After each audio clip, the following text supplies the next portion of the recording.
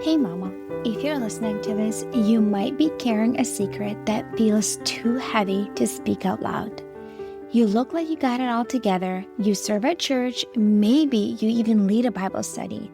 You smile when you drop off the kids, but no one sees the other side of you, the one that comes out behind closed doors.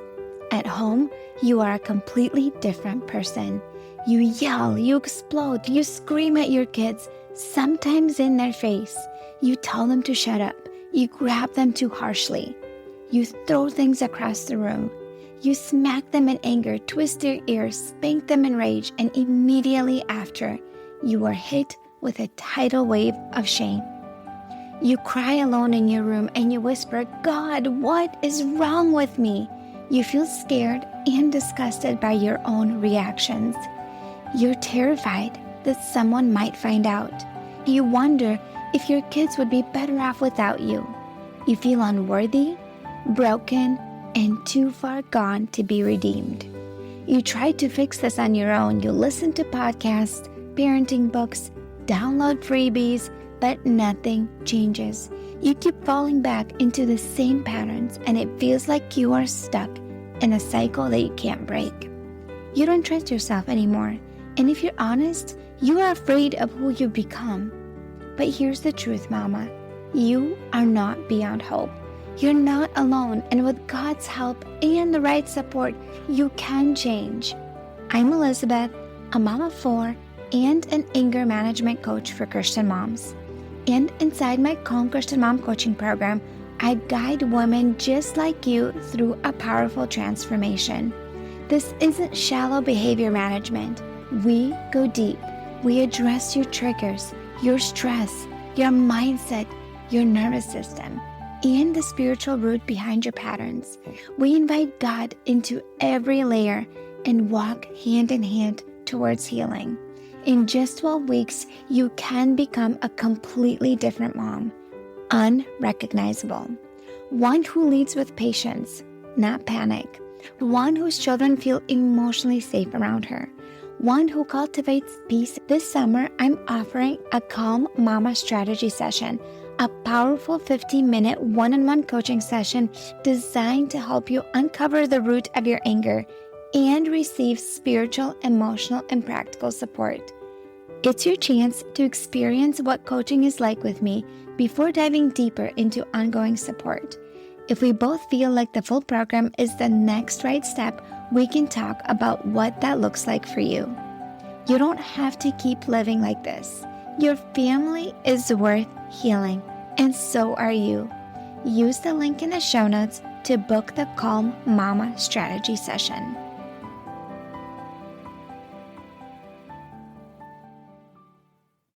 Okay, I have to ask you, have you ever said or did something, but here we're talking about said, something that you regret or you don't really mean when you are angry? Yes, you have. And I know you have, and I have especially as well. And I want to talk to you about this today. So this episode is going to be about how to control your tongue when you feel angry, because Bible tells us that there's so much power in our tongue. We can literally destroy a person with our tongue. It is not wrong or sinful to feel angry, but it is sinful to make hurtful actions towards yourself or others when you are angry. The problem with anger is not the actual emotion of feeling angry, but the problem is that oftentimes humans, because of our sinful nature, we say and do things that we regret and that are sinful when we are feeling angry. And I'll explain to you why that is actually happening in our brain and what can you do. I remember listening in church when I was a kid, be angry and do not sin. And nobody taught the how. And even in our church, the one we attend in Florida, actually, we had a guest speaker this past Sunday, and he was talking about anger and unrighteous anger. And he was talking about how when anger dwells in us, it can even lead to murder. There's Bible stories of individuals, like even the two brothers, the first two brothers on this earth. Anger led to murder, that uncontrollable anger. Now, we're not talking about anger like that here, but we're talking about like anger when you're so furious and angry and so upset that you say things that you regret to your children and to your spouse. That's what we'll be talking about here today. And what can you do, especially as a Christian, to control that tongue? Because there's so much power in it, and you want to use that power wisely. My friend, I want to let you know that if this is you, if you notice that you are saying and doing hurtful and damaging things to your children and to your spouse that you never thought you would, maybe your husband is saying, I want my loving wife back. Maybe your kids are scared of your anger.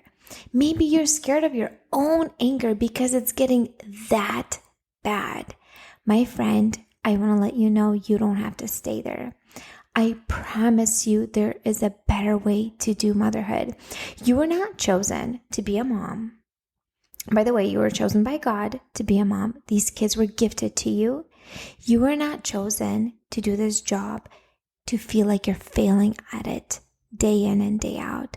Sometimes we need some extra support and guidance, and I promise you there's a better way on the other side to do parenting and to be a mom towards your children. It's possible for you to be kind and loving and understanding and compassionate and patient. And I will explain a little bit today why we're experiencing that anger to begin with, and we'll go deep into it. My friend, I just want to let you know if this is something you're struggling with, I'm here for you. There's a link in the show notes to book a clarity call with me, and you can get on a call with me and see if my coaching container is a perfect fit for you, because there's a way out. There's hope for you, my friend. Okay, mama. So what is going on? What is going on in our brain that we say and do things that we regret later? So I explain this a lot on other podcasts when I guest, but I haven't talked about it on my podcast in a while. So we have 3 different parts of our brain that help us deal with emotions. You and I are in our thinking brain right now. It's right behind our forehead, and it helps us stay calm and collected. This is the part of the brain that is fully developed when you are in your mid-20s. It helps you make logical problem-solving choices. It is rational. This is what helps you stay calm. You are in this part of the brain when you feel safe. Okay? So when you feel safe, physically, mentally, emotionally, you are in your thinking part of the brain. When there's some sort of threat, it could be a real threat or a perceived threat, you first shift to your emotional part of the brain, which is right in the center of your brain. When you shift there, it shuts off your thinking brain. The thinking brain goes offline. And when you are in your emotional part of the brain, you experience more intense emotions, and it comes out in your words. Not your behavior yet, but your words. And what I mean by that, it comes out in like attitude, frustrating tone, agitation, feeling snappy, disrespectful. When you are in that feeling part of the brain, you only see your perspective. You don't see how anyone else could be possibly right. You only see your perspective, and you want to push your agenda and your perspective. You feel very disrespectful. You feel agitated, annoyed, triggered. This is when you're just getting that frustration. It's building up, right? Like your kids are annoying you, they're in your way, or whatever it might be. And then when the stress builds up enough, when there's enough threat to your brain, and that could be caused by sleep deprivation, hunger, overstimulation, messy house, not enough support, overwhelmed, stressed out, like add all the issues, kids fighting, all these things, when all those stressors build up enough, and it leads you to shift to the survival part of the brain, which is right in the back of your skull. It's like, at the base of the brainstem. And so when you are in that part of the brain, that is when it comes out in your behavior, okay? In your physical actions. This is when you feel completely out of control, okay? This is where you physically want to hurt somebody. This is where you are to the point where you just want to destroy things, or you completely shut down, okay? So this is when the threat is so big, you just want to escape, fight, or freeze. And my goal for you is that as I coach you through this is for you to have very few moments where you shift to the survival part of the brain. It may still happen, but the work that I teach is proactively, constantly, daily doing practices and things that support you so your stress level goes down so you don't get to that 10 out of 10 anymore. So we are going to be talking about that middle, that emotional part of the brain today, because when you are in the emotional part of the brain, the thinking brain is offline. It's shut off. You are feeling agitated, frustrated. Your emotions are over exaggerated. You say things like always and never. You say things that you regret. You kind of don't care about the other person. Have you ever said the phrase, I don't care what you want. I don't care what you're saying right now. You got to listen to me because this is what I want to say. That's because you are in that emotional part of the brain. And when we are in that part of the brain, we cannot learn new skills and we can't take in any information. We can't problem solve. We can't rationally solve an issue. And if we continue to stay in that state with any added stressor, unless we relieve some of that stress, it's going to lead us to the survival part of the brain and to the explosive part of the brain. So when you are noticing in your words, in your attitude, in your tone, that you're feeling agitated, you're frustrated, you're starting to say some mean and rude things to your kids, what do you do? What do you do in that moment? So that's my question to you. What do you normally do? Continue to stay in that state, eventually blow up, and then feel so much mom guilt and shame for overreacting and saying hurtful things. Now close your eyes for a second. Take a breath. How do you actually want to respond? Do you want to respond with a calm and peaceful demeanor and respond with kindness and love, just like Jesus would? Is that how you want to respond? Because that's how I want to respond. How do you really want to respond? And what's going to help you get there? So what I teach in my program, in my coaching method, is that when you are under stress like that, if at all possible, if physically possible, communicate needing a break and walk away. You absolutely need to. When your nervous system is so dysregulated, you need to calm your nervous system to calm down. Okay, oftentimes we hear the word, oh, go calm down, but how? Who taught you how to calm down? Oftentimes we were never taught as kids. Well, because our parents didn't even know how. And there's so many ways to calm your nervous system. But if you're under stress, if at all possible, remove yourself from that situation. Go to the bathroom. Take some deep breaths. Deep breathing is calming to the nervous system. It sends a safety signal to your thinking brain. That's why deep breathing works. Okay? Pacing back and forth. Do some push-ups on the counter or on the wall. That physical energy release helps you move those emotions through your body. There's this phrase that I heard, emotions move through motion. So oftentimes when we have an intense emotion like anger and frustration, it is really helpful to first release that emotion through motion. And you could be, I have so many episodes on this, but like you could crumple paper and throw it on the wall. I have those wool balls, dryer wool balls that you can throw on the wall. You can do push-ups, you can do pacing, you can go jump up and down. You can go for a walk if possible. Sometimes if I can't leave the house, I will just go pace back and forth, splash some cold water on your face. That's sensory input. You can, once you release it in like a physical way, sometimes just deep breathing, laying down, closing your eyes, visualizing a safe place. For me, also an affirmation, a statement works really well. This is what it is right now. I don't like it and I'll get through it. I'm okay. I am safe. I got this. I can handle this. This is hard. Jesus, please help me. And I pray. Like as a believer, as a Christian, I pray. I'm like, God, I'm so frustrated right now. Please help me to remain calm and collected.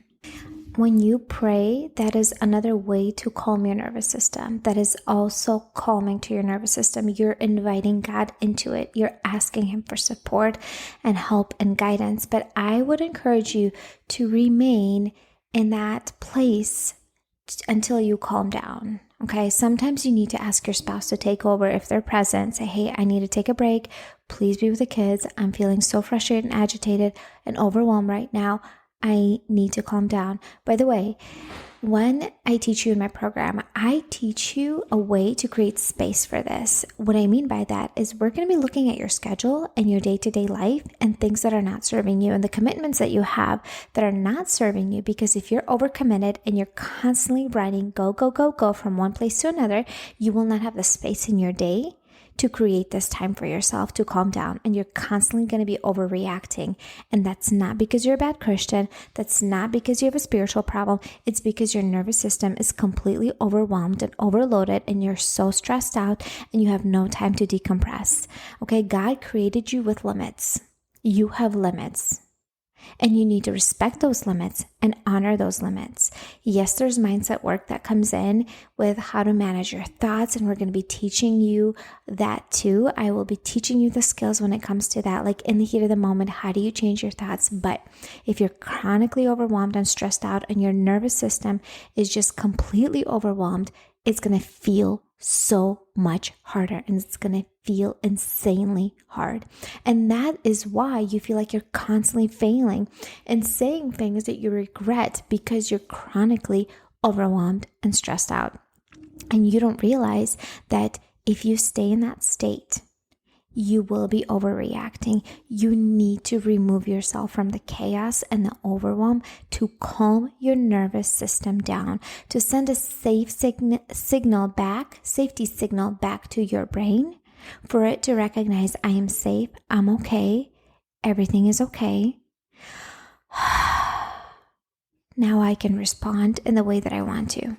One of the tools that I heard is imagine that like your pastor is standing there listening to your conversation. Oftentimes we are a lot more patient and reserved when there's other people around us. Why? Because we don't feel safe. Oh my gosh, my husband sent me this funny video and it said, oh, this is so true. So true. Patience is what you have when there are too many witnesses. I'm like, oh my goodness, so true, right? Like we respond in church around other people way differently than we do behind closed doors. Why? Because we feel safe at home. One of the things I do with my spouse and with my kids is say, I need to take a break. I feel angry right now. I feel overwhelmed. I need to leave and take a break so I don't say or do something that I regret. And, it still happens. Sometimes I still make a mistake and do mess up, but one of my action plans is in heated moments when I feel overwhelmed, overstimulated, when I feel that I am not responding in the way that I want my kids to remember, in the way that's modeling Christ to my children, I need to take a break and I need to walk away. That is my game plan. That is what I do. I communicate needing a break. Why? Because I know that so much of that stress, it's going to keep building up in my brain. I eventually reach my breaking point. So I need to walk away if physically safe. If I need to put my kids on screens, I do that. If I need to ask my husband to step in, I do that. If I need to just step outside and take some deep breaths and some fresh air and look at the birds, I do that. I do what I need to do to support myself so that I can re-enter and show up as a mom that I want my kids to remember. I don't want my kids to remember me screaming and yelling at them. I don't want my kids to think that I am a momster, nor do I want to feel like that. So how can I support myself? And sometimes it's practical, actionable things. Sometimes it's spiritual. Sometimes it's mindset work. And I teach you the combination of all of those and how you can use all of those in your day-to-day life. I teach you the practical application in my coaching program, my friend.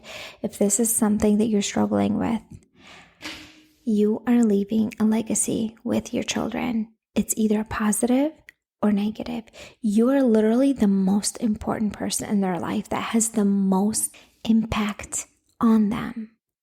So don't you want to leave a positive impact on your children? Don't you want to have a good relationship with them? Because when we say hurtful things, when we feel angry, we damage those relationships. And I want to let you know there's hope for you. With God's help and my support, we can help you overcome this. Yes, there's work required on your end, obviously, but are you willing to live like this for the rest of your life? Or are you in a place where you're ready to take some action and make some changes? In the show notes, there's a link for you to take a look over my coaching program.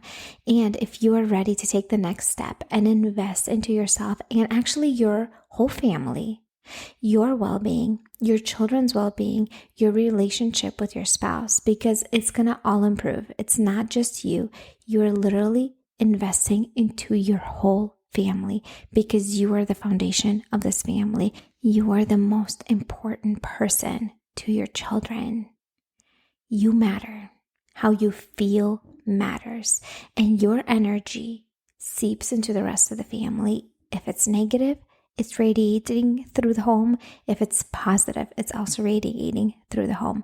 My friend, the link is in the show notes to book a clarity call with me. Let's get on a call, figure out if my coaching program is for you. I cannot wait to connect with you and help you, with God's help, transform your life, my friend. Until next time. Hey mama, do you find yourself snapping over the smallest things, like spilled milk or constant whining, then feeling horrible afterwards? If you're tired of losing your temper and you want to show up with more patience, I have something for you. It's a free training called How to Be More Patient with Your Kids so you're not screaming over spilled milk. Inside, I'll walk you through 10 simple things you can start doing today to become a calmer, more Christ-like mom, even on the hard days. To get it for free, just leave a rating and review on Apple Podcasts and send a screenshot to hello@emotionallyhealthylegacy.com. Or if you'd rather skip the wait, you can grab it right now for just $27. The link is in the show notes. Let's help you become the peaceful, patient mom your kids need.